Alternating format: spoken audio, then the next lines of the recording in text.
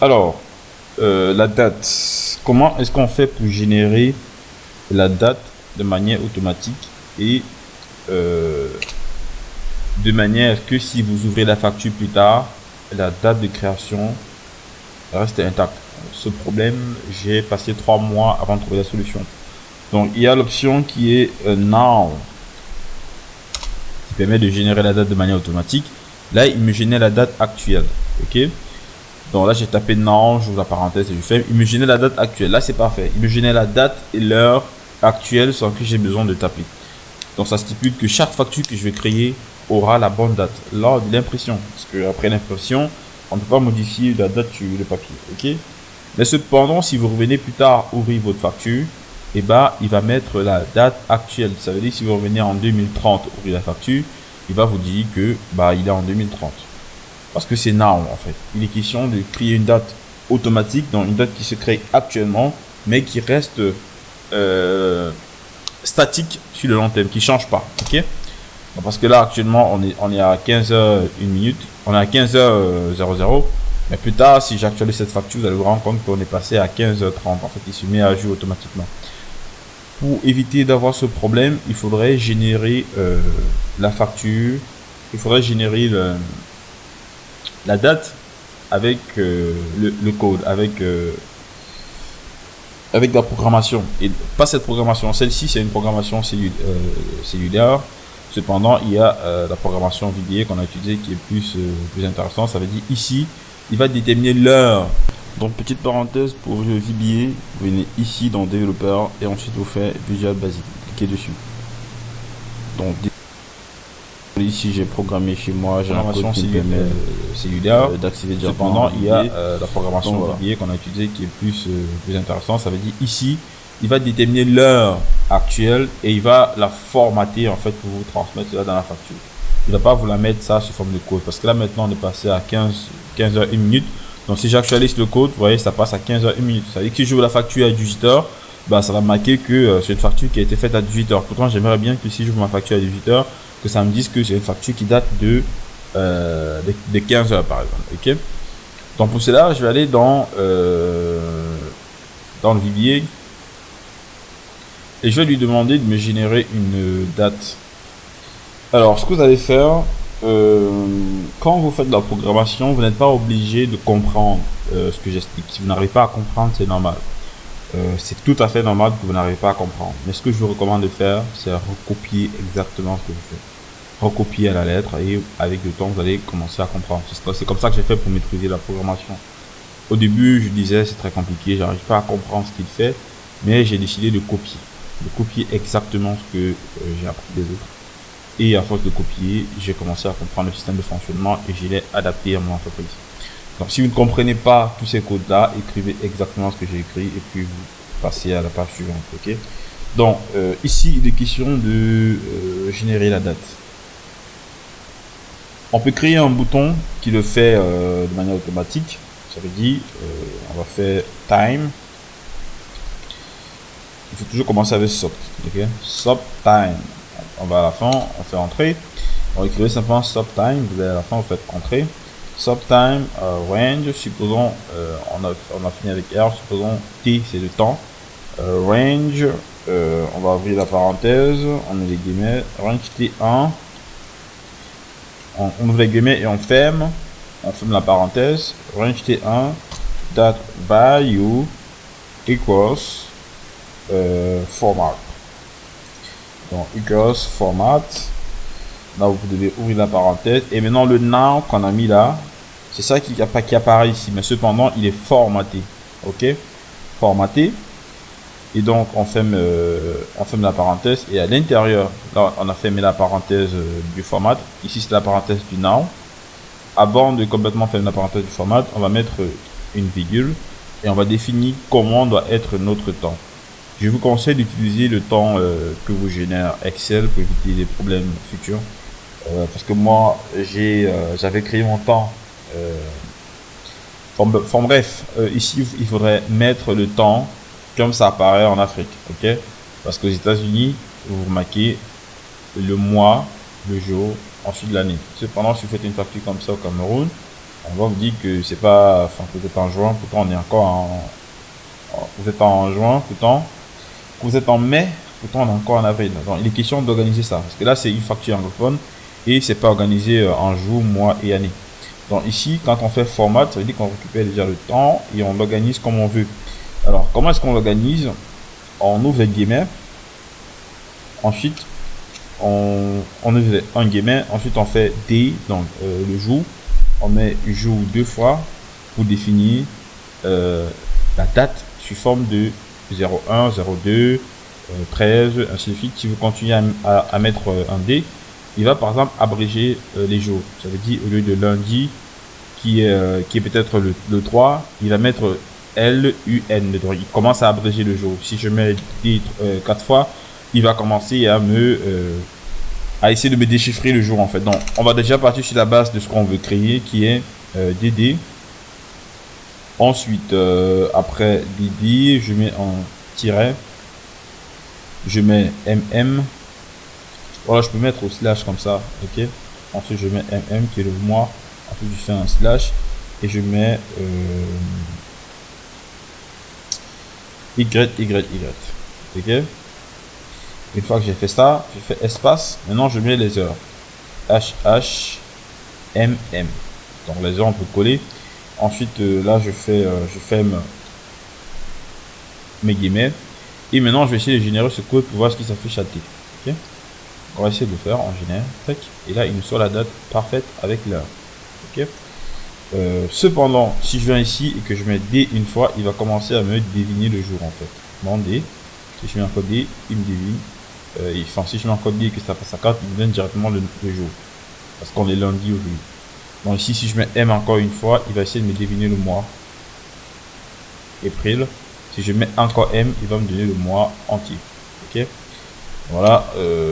Moi, je vous conseille de le faire comme ça prend moins de place. Cependant ici c'est bien d'utiliser des slash, mais quand on va générer le nom du fichier, ça peut poser problème parce que les slash sont considérés comme des dossiers d'accès. Donc je vous conseille plutôt d'utiliser des tirets pour éviter ce problème lors de la création du nom de la facture, parce que ça va être généré en fonction également de la date. Ok, donc là si je fais comme ça, vous voyez que la date actuelle se génère. Et ce qui est bien, c'est que c'est pas un code en fait. Donc si vous revenez là en 2030, il y aura la même date. Ok. Donc voilà. Il faudrait donc qu'on crée ce bouton. Alors, quand on fait de la programmation, on évite d'avoir énormément de tâches. Parce que là, par exemple, vous voyez, pour la création d'une facture, il faut déterminer la ville, il faut déterminer le produit, il faut déterminer quand il va être livré, il faut déterminer si ça va être livré à 1 heure ou alors à une intervalle d'heure ou alors dans certaines minutes ou certaines heures ou minutes. Ensuite, il faut déterminer le numéro de facture. Ensuite, il faut également actualiser la date. Ça fait déjà énormément d'options. Donc, il est question de minimiser les tâches lors de la création d'une facture. Et l'option la plus intéressante à minimiser serait la date. Ok, ça serait génial que la date ça se mette à jour de manière automatique à chaque fois que vous avez changé de facture. Alors, cependant, si on ne le fait pas, on est obligé de créer un bouton. Si on ne le met pas automatiquement, on est dans l'obligation de créer un bouton comme on a fait tout à l'heure. On va créer un bouton par exemple ici, on peut le renommer comme je vous ai montré, et ensuite on est dans l'obligation de rajouter time. Ok, et à chaque fois on est obligé de cliquer sur time et puis de mettre le temps à jour. Et on peut oublier, ça arrive, on peut oublier de mettre le temps à jour et ça pose problème. Donc ici déjà on va faire égal à cette valeur. Okay. Et voilà, date égale. Ou alors on peut simplement lui dire, eh bien mets-moi le temps à B10. Bon, ça je peux enlever et il va me craser ce code, vous allez voir. Donc si je viens là et je dis mets-moi le temps à B10, eh bien quand je vais cliquer là, il va me mettre le temps en fait. Et là c'est génial. Donc comment on fait pour mettre à jour, pour éviter de mettre à jour automatiquement, pour éviter à chaque fois de cliquer ici. Alors, sachez que si vous demandez à l'ordinateur de le faire pour vous, il va toutes les secondes examiner le comportement de la facture pour savoir si elle est en train de changer ou pas. Et en fonction de si la facture change ou pas, elle va agir automatiquement. Et donc, quand on ajoute cette option qui nous aide automatiquement, on perd le contrôle du retour en arrière. Parce qu'au fur et à mesure, chaque fois que le temps passe, il est en train d'incrémenter les actions, il vérifie si la facture est en train de se développer. Et donc, pendant cette vérification, il effectue des milliers d'actions. Et donc, il ne faut pas faire de retour en arrière dès que vous l'activez. Donc, soit vous décidez de faire tout manuellement et avoir le retour en arrière qui est CTRL Z, soit vous demandez à l'ordinateur de le faire pour vous et vous n'aurez plus la possibilité de faire CTRL Z uniquement sur l'interface de la création de la facture. Donc, pour cela, vous devez aller cette fois-ci plutôt dans la facture en question et non dans les modules, parce que les modules permettent de créer des codes, des boutons. Ok, donc on est obligé de copier cette valeur ici. On va même la couper, parce que ça peut être utile. On va la couper et on va aller dans facture. Ici, on va demander à travailler dans le worksheet et on va demander à l'ordinateur d'effectuer ce code uniquement quand une valeur va changer.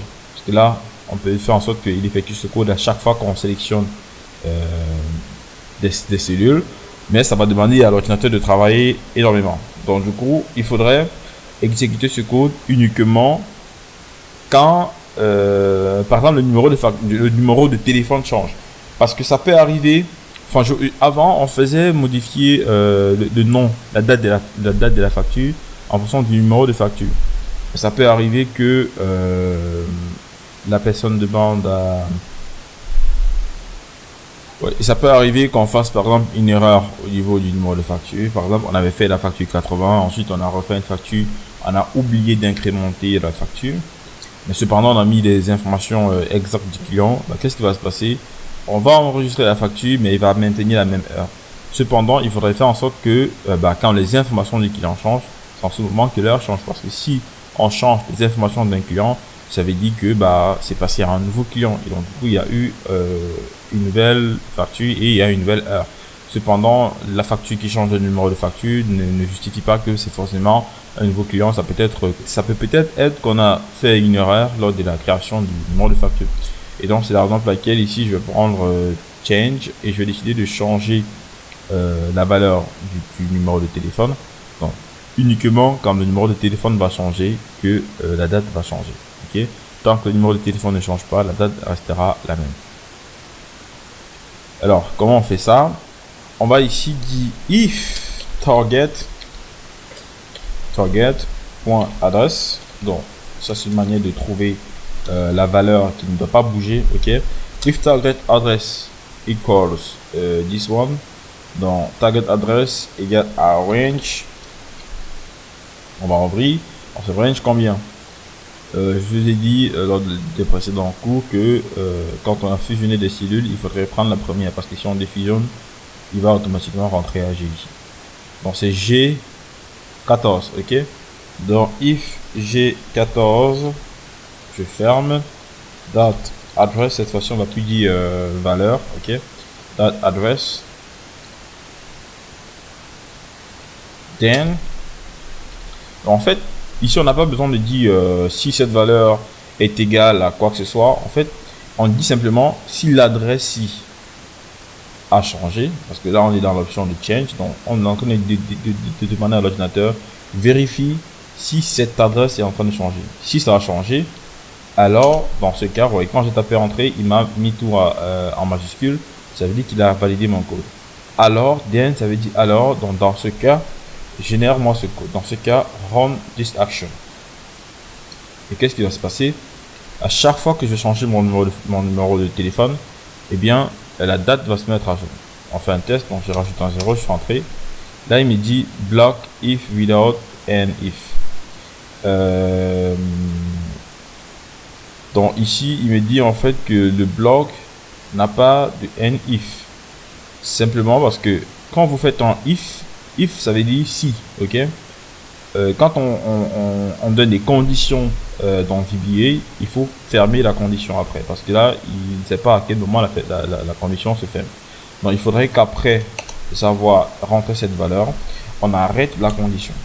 And if, comme ça. Et on fait entrer. Et quand il met un majuscule, ça veut dire qu'il a validé. Et maintenant, si je change mon numéro de téléphone, vous allez voir que l'heure va changer. Là, on est à 15h11. Donc si je fasse, il va passer à 15h16. Donc, je fais entrer, tac. Et il va modifier cette valeur. Alors là, il n'y a pas de changement. Pourquoi? Simplement, il n'y a pas de... Donc là, il n'y a pas de changement. Pourquoi? Simplement parce que quand il y a une erreur dans votre VBA, en fait, je laisse tous ces problèmes arriver pour que vous puissiez comprendre, parce que ça peut également vous arriver et vous ne savez pas ce qui se passe quand vous avez tapé le code comme il faut. Alors, quand il y a une erreur, comme il a signalé tout à l'heure, eh bien le code ne fonctionne plus tant que ce verre en fond n'a pas disparu. Pour enlever ce verre, il faut soit fermer, soit faire stop. Donc quand vous stoppez, ça veut dire que il peut désormais fonctionner si le code est correct. Ok. Là, j'ai fait stop, je peux désormais le fermer. Et maintenant, si je modifie ce numéro, je fais entrer. Eh bien, il me dit encore object doesn't support this property or method. Donc je clique. Il me dit if target égale. Alors, pourquoi est-ce qu'il ne supporte pas?